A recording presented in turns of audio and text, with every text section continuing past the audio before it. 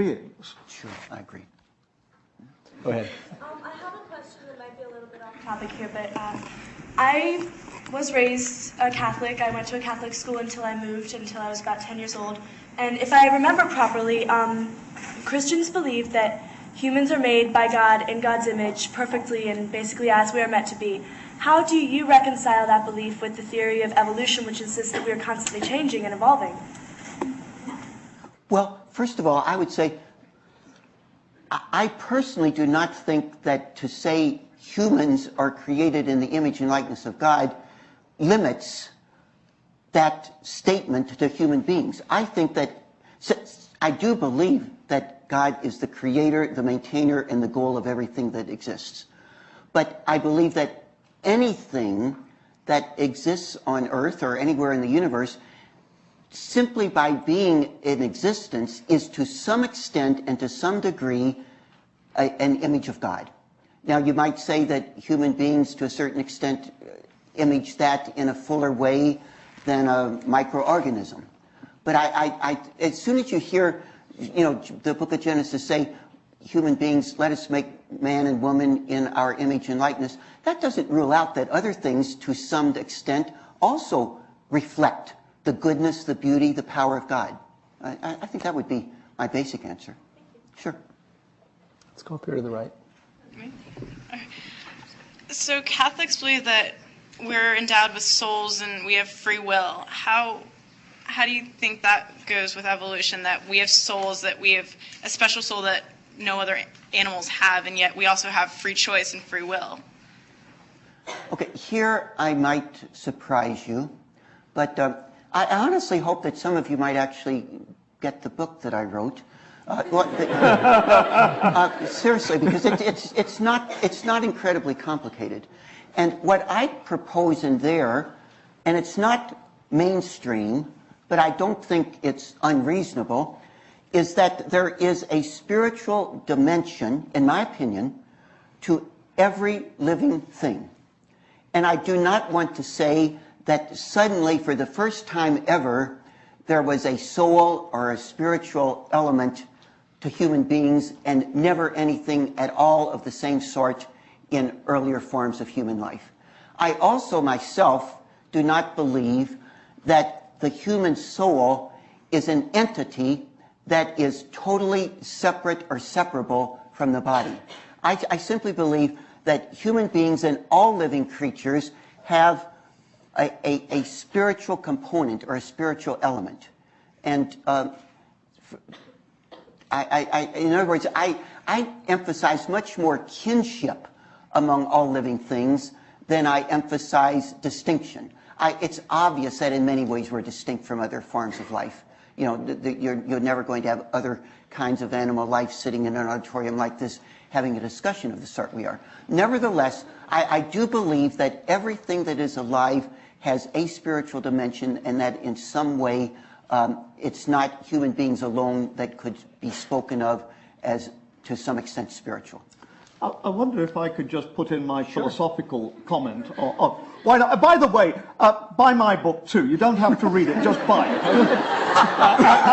In fact, it's Christmas time, so if you want to buy a copy for your mum as well, that's fine by me.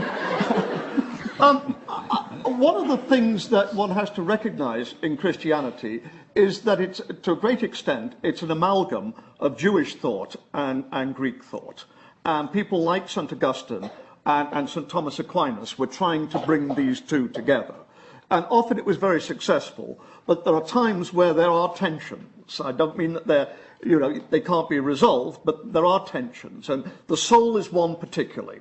The Greeks very much identified the body and the soul and the living thing as one, as it were, unit. And that's, for instance, why Paul talks about the resurrection of the body, because for a Greek thinker like Paul, it would be incompatible to have an afterlife without a body in some sense. Whereas people like St. Augustine were thinking much more in the Platonic way, where you separate out the body and the soul, and they're two completely distinct things. So, in fact, Father Weissman, he may be sounding a little bit unorthodox, but in many respects, he's drawing, I think, on a very deep Christian tradition. I think he would probably agree it's not the only one, but it's not a question of, pays your money and you take your choice, but these are different options that Christians and others have to work with. Just as a scientist, when he's got a problem, is it going to be natural selection? Is he going to say, no, that this is, a byproduct of natural selection? And I mean, it doesn't mean to say that one solution is necessarily better or that they're all equal, but it does mean that you've got a lot of things in your toolkit to work from. Right? Let me slip something in here Amen. real fast. Buy his books too. No, not only do I not only respect Dr. Roos's works, I've used one of his books in a graduate course I teach at Catholic U. I think, though, just now you unintentionally slightly misspoke on one point. I think when you were, just so the students would get confused, when you spoke of St. Paul being influenced, I think you meant to say by the Hebrew tradition. Yes, I'm sorry. You said Greek. Oh, I'm sorry. Yeah. No, I meant the Hebrew Yeah. tradition. I mean, no. Whatever. Look, if you're a philosopher, facts don't count. It's just, it's like politics. It's just a question of, sounding wise and staying up aboard. Sure, right here. Joseph Campbell speaks of creation mythology as the science of the ancients. Would you consider the Bible a mythological and philosophical work which should be read as the epics of ancient cultures are today, or the epic of our own time? I know it's not exactly an epic. I also teach at my own monastery's high school, and we're doing world religions. And we're just ready to enter the final part of the course, which is on the primal religions. Now, by primal religion, I refer to those that do not have their own written scriptures. For example, the Australian Aborigines or many of the North American Indians and so forth.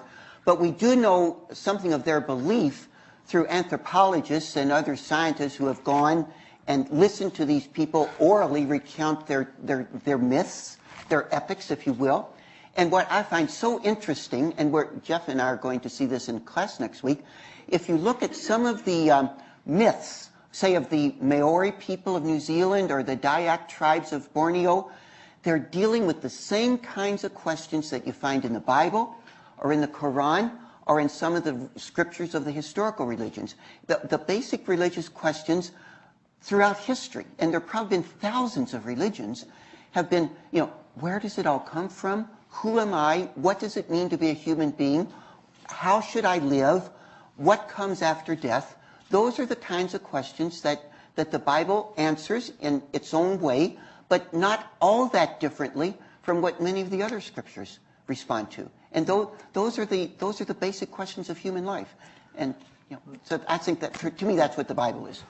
Can I just add sort of a personal note? As you can imagine, having been brought up as a Quaker just after the Second World War, Quakers, of course, are pacifists.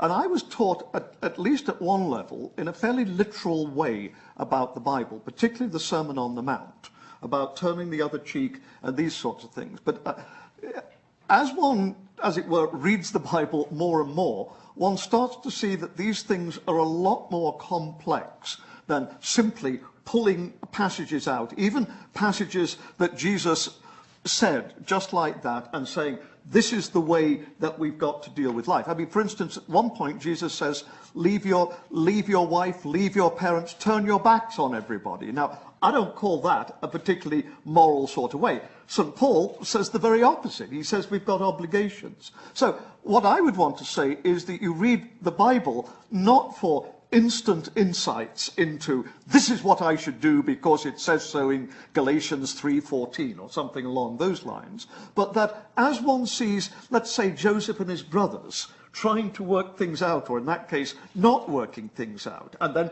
forgiveness, and these sorts of things, I think that this is the way to read the Bible. Myth, but it's the way that you read great literature, whether it's Shakespeare, whether it's Dickens, whether it's Tolstoy, and you put these things together, not just like that, but as an overall package.